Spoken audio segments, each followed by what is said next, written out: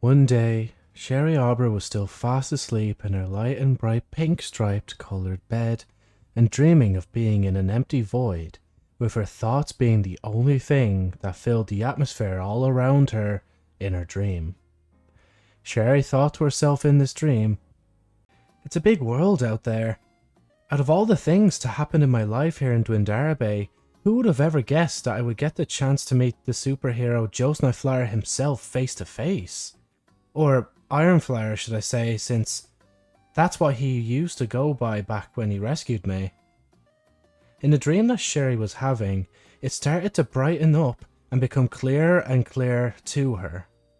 At first, Sherry could only imagine her voice in a lightless void, until she started to manifest in the dream herself and realized that she was walking barefoot across shallow waters beneath her.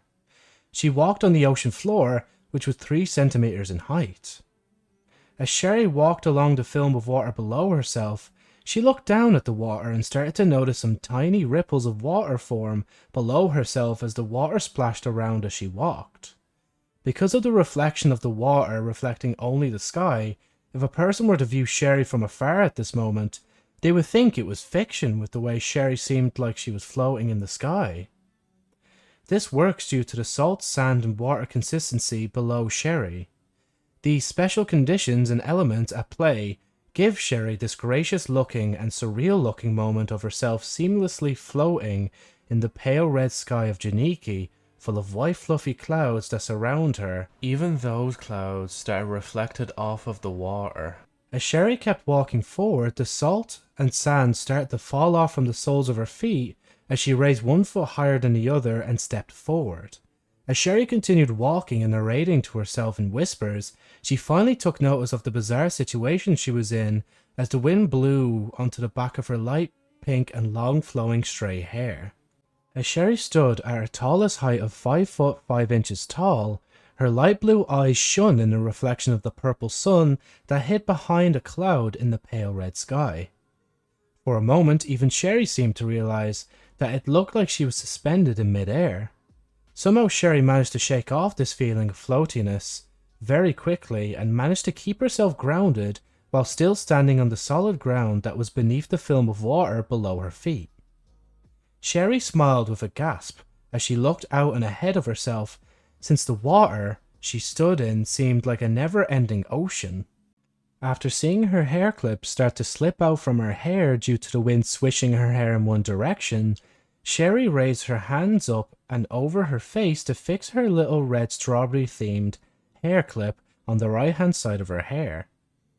From Sherry's shoulders down to beneath her knees, she wore a pure white dress with a big red ribbon that went around her waist. Sherry's white dress swayed with the direction of the wind, while her long pink hair continued to follow suit. Sherry tried to hold down her long pink flowing hair so that she could completely fix her strawberry hair clip as it continued to try and slip down from its usual spot on the right-hand side of her fringe. Sherry looked to her left-hand side of herself and continued monologuing to herself in the dream. "Ever since that day, I keep thinking about wanting to meet Josniflower again in the flesh. It would be nice. It would also feel like the right thing to do after all this time. I want to take any chances I get to talk to him and tell him how much I appreciate him for saving my life when I was younger, when I nearly died."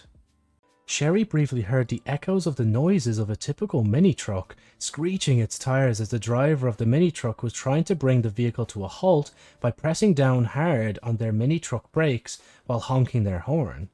Sherry quickly turned around in a panic, since she thought an actual mini-truck was going to hit her head-on, since it sounded so close to her, but she was surprised since she couldn't see a mini-truck anywhere around her in her dream.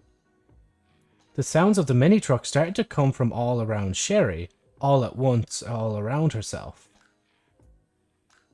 Once Sherry stopped looking around as the mini-truck noises started to disappear, she looked down at herself and raised her hands from her sides. Sherry raised her hands just enough so that she could make out the finer details in the palms of her hands as the shining light from the purple sun broke free from the clouds hiding it.